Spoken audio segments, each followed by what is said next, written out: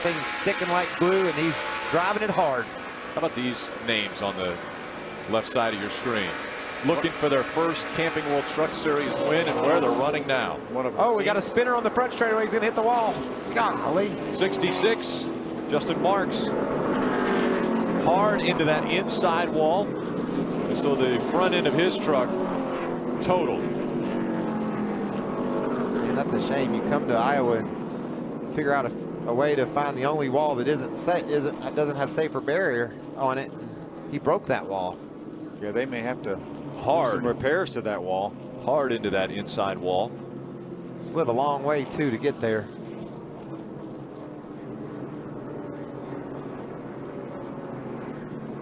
See, it's knocked the breath out of Pretty good lick there for Justin. What do you figure he's running when he gets to that wall, Phil? About 100 miles an hour? I would say at least 100 miles an hour. Probably speeds of upwards of 150 miles an hour in the straightaway. But obviously sliding like that, he scrubbed off a lot of speed, but boy, that thing hits about as square as it can hit. You can see how much damage it did to that truck and the wall. Luckily, it gave a little. Just think that took away some of the shock to Justin's body. And he acted somewhat like a safer barrier. That's exactly how a safer barrier works, and we saw a good example of it there. I don't like calling the safer barriers soft walls. They're not soft. They're still very hard. They just happen to be able to take away some of the energy that the driver feels for the sudden stop. Spreads that, delays the action to the driver over a little bit of time. So they'll have to work on the wall. That's actually the outside wall of pit road. Let's take another look at what happened here with Justin Marks in the 66.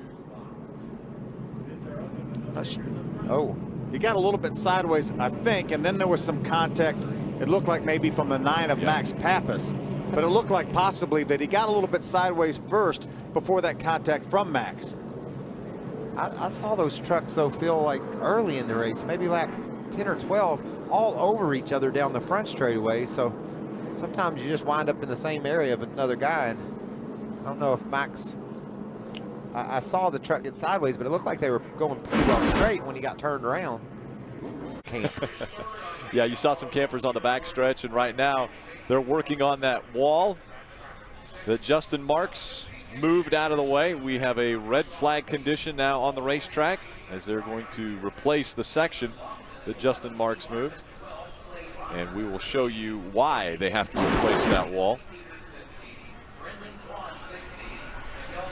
There's a contact.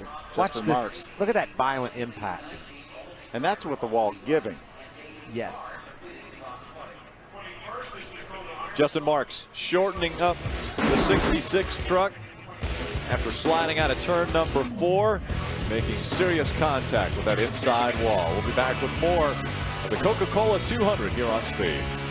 Red flag condition here in Iowa as Justin Marks moved the inside wall in about 1.5 feet after making some serious contact with that wall. And so they're working on it now to try to get it straightened back up. They've brought a replacement piece to put in. We'll take a look once again at how this happened. Little contact with Max Pappas up off the 4th turn. These guys had a rub earlier, and this rub here ends bad for Justin. Watch this long slide, Phil. Yeah, it's hard to tell whether there was contact initially to get Justin sideways, but he certainly got sideways. Then the truck straightened out, then it went again, and then he lost control of it. They were very, very close. There's Justin getting out, and anytime you take a lick like that, you can see him. It's going to knock the wind out of you, and it looks like he possibly was holding his chest there as well. It's about as square as you can hit a wall. We were guessing he probably came off that corner, you know, running over 100 miles an hour. Grass isn't going to slow you down much going sliding across there. So I'd say he probably at impact was still well over 90 miles to 100 miles an hour.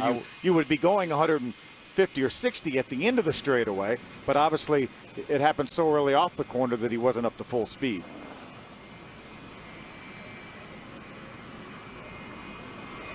Tow truck being brought in, help out with the moving of that wall. See those black marks there. Ty Dillon, Austin's brother, won a race here earlier today, and now his brother's leading. This could be a big day for the Childress family. And he messed up the racetrack. And put marks all over it. Hermie Sadler. Yeah, guys, I've been at the infield care center since the caution flag came out, waiting to get an update or to talk to Justin Marks. Now, they brought an ambulance up, and NASCAR finally gave the official word they are going to transport him, although he is awake and alert, transport him to a local hospital for further evaluation. So we'll update more when we get it, but right now they are transporting him away from the speedway to get some additional testing. Hard lick for Justin Marks here on the front stretch. Rick. Thanks, Hermie. We'll try to give you any updates if we hear them before the end of this race, but you can always tune to Speed and Speed Center here on Speed to get the update on how Justin Marks is doing. Field, they're moving back up toward the front of pit road. We're still under red flag condition.